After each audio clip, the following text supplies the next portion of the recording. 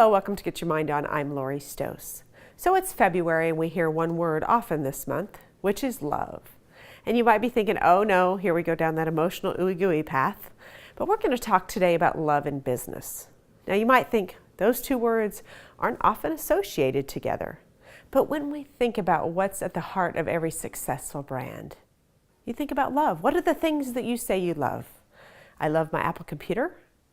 I love maybe the way something makes me feel. I love that Coach purse. I love whatever it might be. We all might have something that we love. I love the car that I drive. So there's an emotional attachment to a brand, but many times we don't think about it as love. But let's think about some of the key critical components of a love relationship. One could be loyalty. When you think about loyalty, isn't loyalty important in business? When we think about somebody being loyal to us, loyalty is the cement that goes on with a relationship, a personal relationship, but think about a business relationship. Don't you want to be loyal, people to be loyal to your brand? Aren't you loyal to other people's brands? Loyalty is a key essential component when you think about love in business. The second thing is unconditional love.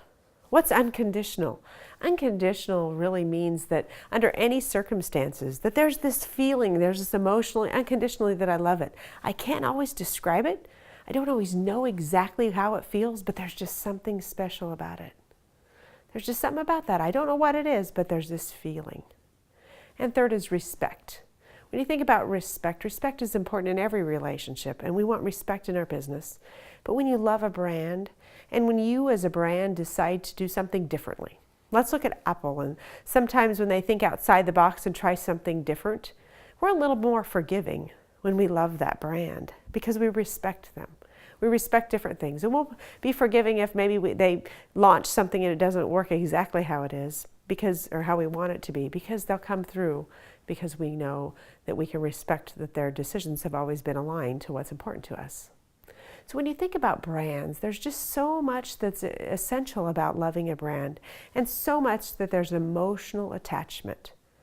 That emotional attachment can be anything really that is connected to our senses, whether that's a feeling, whether that's visually appealing with brands and advertising.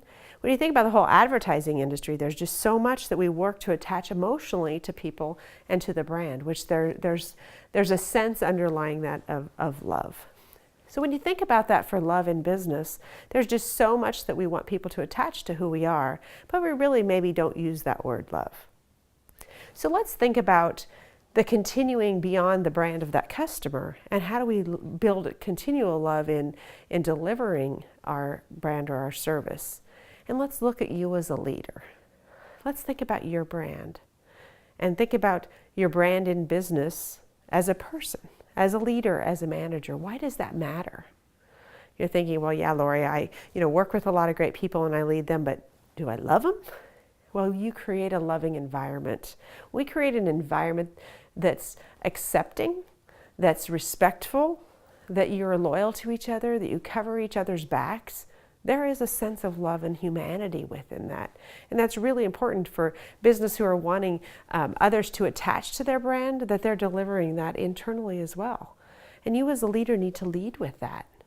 Because if that's not there, there's lots of toxicity. And if you are trying to have a brand that's emotionally connecting with people externally, but not living that internally, that internal love and internal acceptance and growing as a team and teamwork and collaboration, they won't align and they won't be sustainable.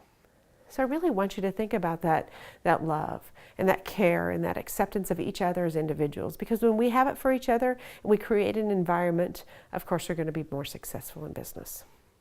So this week for Positive Charge, I'd like you really to think about, what does love mean in your business?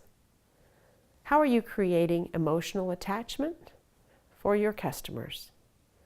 And how are you creating emotional attachments as a leader or a manager internally? Love in business, just look at it a little bit differently this week. And know that we provide that emotion for people, that compassion for people, that love and understanding, whether it's in business or in our personal lives, or as we're a leader and a manager. Thank you for joining us today, and remember to get your mind on.